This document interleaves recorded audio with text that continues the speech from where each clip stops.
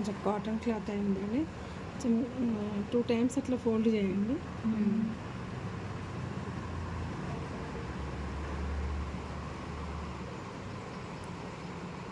ప్రతిసారి సూత్కి మలికేయాలి, ప్రతి దానికి మలికేయాలి, లేకుంటే ఆగదా.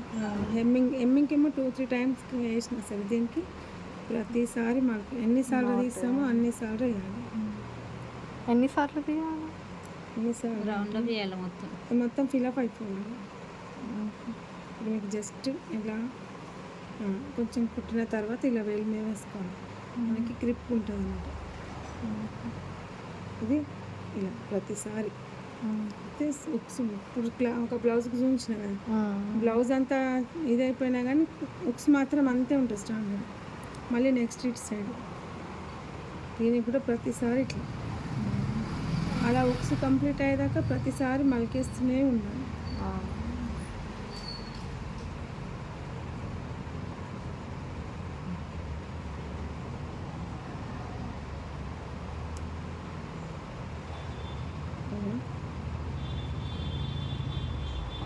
ఇప్పుడు హెడ్ అంటే ఇక్కడ పైన ఇలా జస్ట్ కొంచెం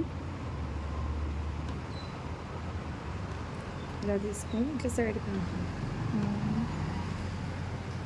ఇలా సైడ్ తీసుకొని ఇట్లా కూడా మళ్ళీ వస్తాను షార్ట్ కట్. ఇలా ప్రతిసారి ఇలా తీయాలి, చిక్కు కాకుండా చూసుకోవాలి. నెమ్మది చిన్న చిన్నగా పెట్టుకోండి, మీకు ప్రాక్టీస్. ఇలా తీస్తే మళ్ళీ వచ్చేసినట్టు. ఇలా గ్రిప్ గట్టిగా లాగేసుకోవాలి.